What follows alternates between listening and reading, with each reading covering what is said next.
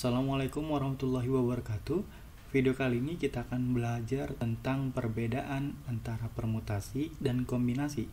Jadi setelah nonton video ini, saya harap kalian bisa menentukan apakah suatu kasus itu masuk permutasi atau kombinasi. Oke, kita bahas satu-satu ya. Perbedaan yang pertama adalah rumusnya. Lihat permutasi NPR itu sama dengan N faktorial dibagi dengan N min R faktorial gitu ya. Nah, kalau kombinasi N, C, K, ini K boleh pakai R juga sebenarnya. Hanya masalah lambang saja. Maka kalau misalkan kombinasi N faktorial dibagi dengan N min K faktorial dibagi dengan K faktorial. Kalau kita lihat, ini kan sama-sama N ya. N faktorial, terus ini juga N min R. Seperti tadi saya bilang, K bisa jadi R, ini juga sama. Hanya saja dikombinasi dibagi lagi dengan K faktorialnya atau R faktorialnya. Seperti itu. Jadi kalau dipikir-pikir nanti nilainya permutasi itu akan lebih besar. Oke, kombinasi akan jadi kecil. Kenapa? Karena yang ini dibagi sama N min R faktorial doang. Yang ini dibagi N min R atau K faktorial, lalu dibagi lagi dengan K faktorial.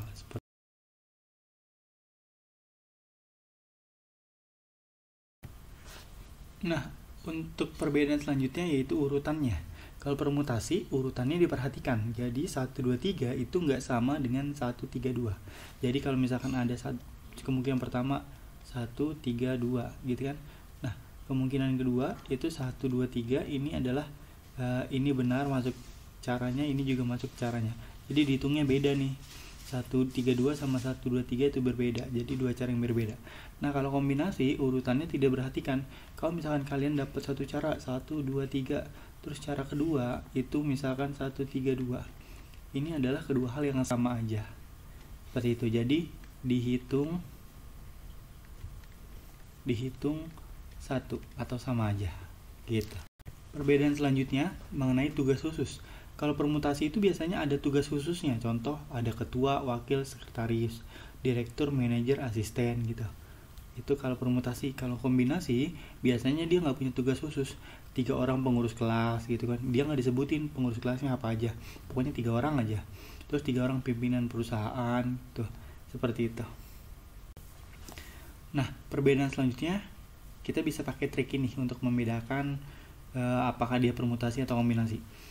Langkah-langkahnya yang pertama, buatlah kemungkinan atau cara yang pertama. Oke, kemungkinan itu sama dengan cara ya. Lalu kalau udah bikin kemungkinan pertama, buat lagi kemungkinan kedua. Tapi dengan unsur yang sama dengan kemungkinan satu. Gitu. Hanya saja urutannya diacak. Misalkan kemungkinan pertama kita bikin yang pertama A, B, C. Gitu ya. Nah, kita kan mau bikin kemungkinan kedua atau cara kedua nih. Unsurnya sama-sama A, B, C, tapi kita acak A, B, C-nya. B, A, C misalkan gitu. Tentukan apakah cara pertama dengan cara kedua sama aja.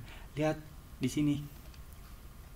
Kalau satu sama dengan 2, kalau misalkan sama, maka dia masuknya kombinasi. Kalau ABC sama BAC beda, maka dia masuknya permutasi. Gitu. Oke, kita coba ke contoh kasus ya. Dalam suatu organisasi akan dipilih ketua, bendahara, dan sekretaris dari 8 calon yang memenuhi kriteria. Banyak susunan yang mungkin adalah, nah kita lihat, karena ini ada tugas khusus, gitu kan ya. Ada tugas khusus. Apa sih tugas khususnya? Yang pertama adalah ketua, yang kedua bendahara, yang ketiga dia sekretaris. Nah, karena ada tugas khusus, maka jelas dia masuk ke permutasi. Seperti itu. Nah, kalau permutasi rumusnya gimana? N, P, R gitu kan ya. N seluruhnya ada berapa orang? Ada 8 orang gitu kan. Berarti N-nya 8, R-nya berapa? R itu yang mau dipilih ada berapa orang? Ketua, bendahara, sekretaris, berarti 3 orang ya. Maka jadi 8P3. Nah, silahkan dilanjutkan. Contoh kasus yang kedua, sebuah perusahaan akan memilih 4 orang karyawan dari 10 orang yang lulus seleksi. Baik, cara memilih ke-4 orang tersebut adalah dilihat, ini kan pokoknya mau milih 4 orang dari 10 orang yang lulus gitu ya. Karena dia nggak ada tugas khusus, tugas atau posisi khusus ya.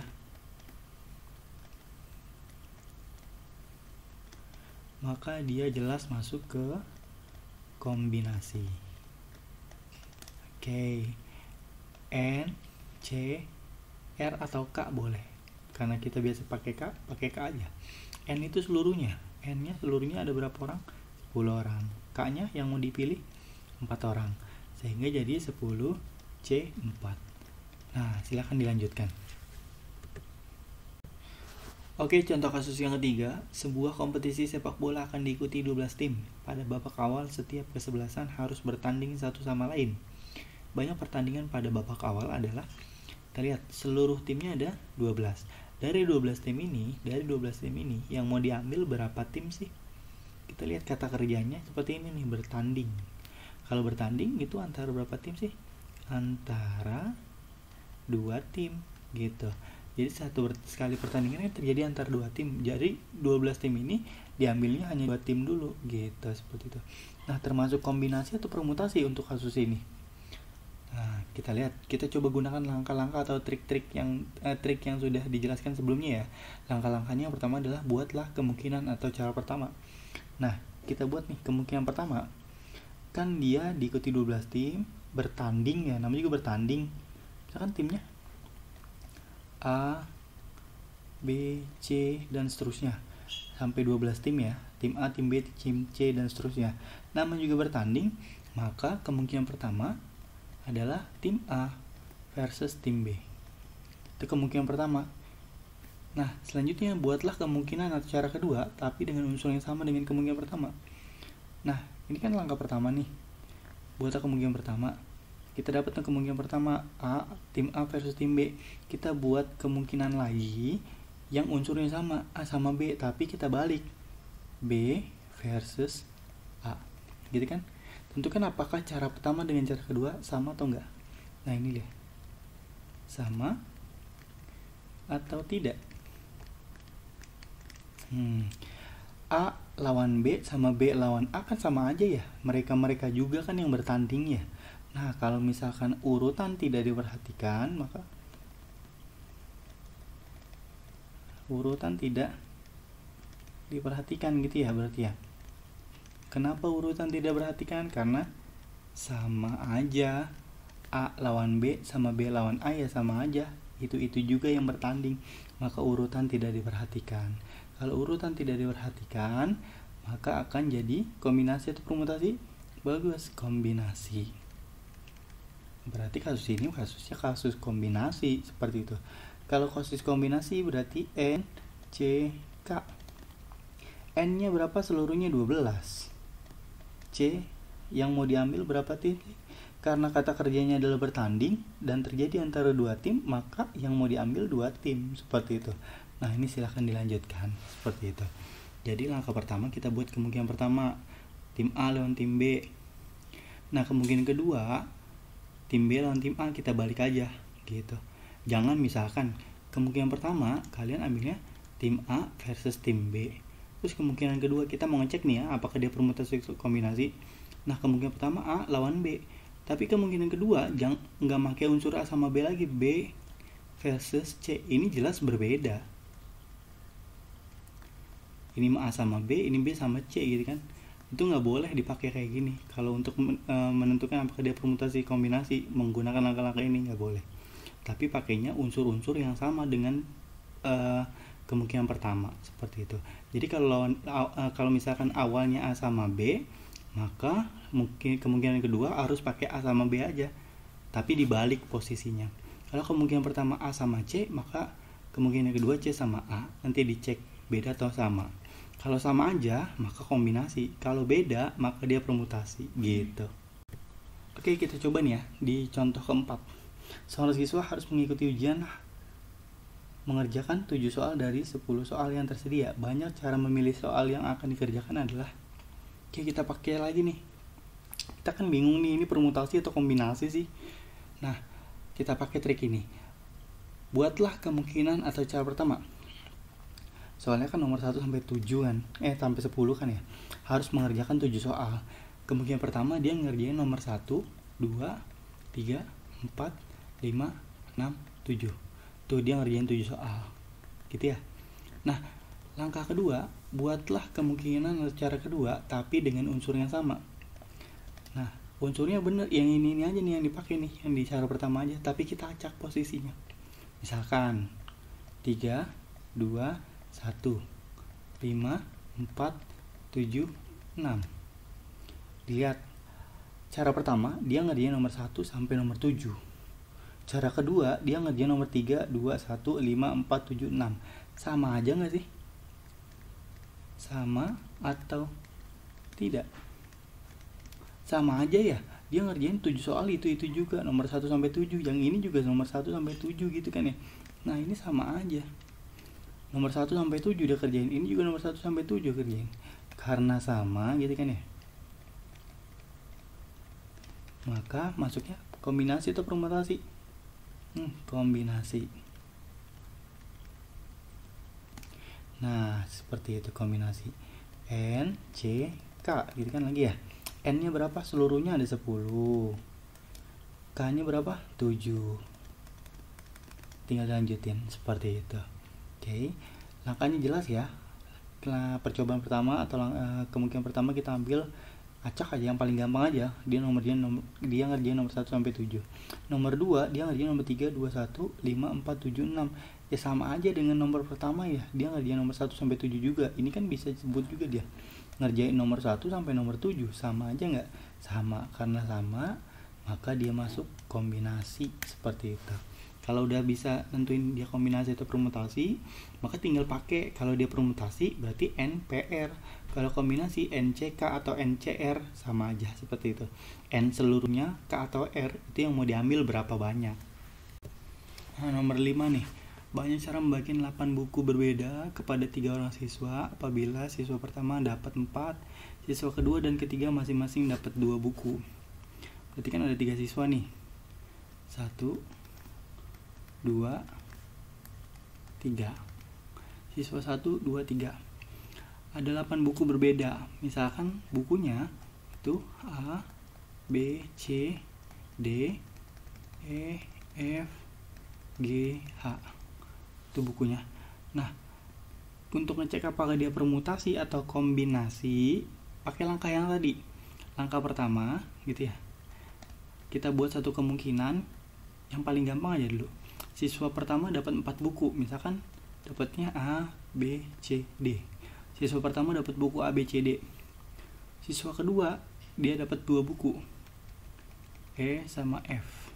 Siswa ketiga juga dapat 2 buku, G sama H. Itu kemungkinan pertama ya. Siswa 1 dapat A, B, C, D, siswa kedua E, F, siswa ketiga G, H. H, B, C, D, F, G, H itu apanya? 8 buku yang berbeda. Kemungkinan kedua, kita pakai unsur yang sama tapi kita acak aja. Siswa pertama dapat B, C, A, D. Siswa kedua F, E. Siswa ketiga H, G.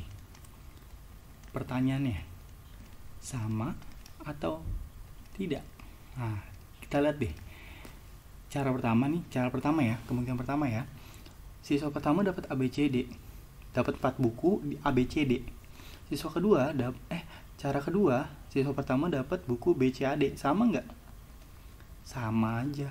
Bukunya 4 ya itu aja, A, B, C, D, A, B, C, D juga sebenarnya gitu kan ya. Bukunya A, B, C, D, A, B, C, D juga.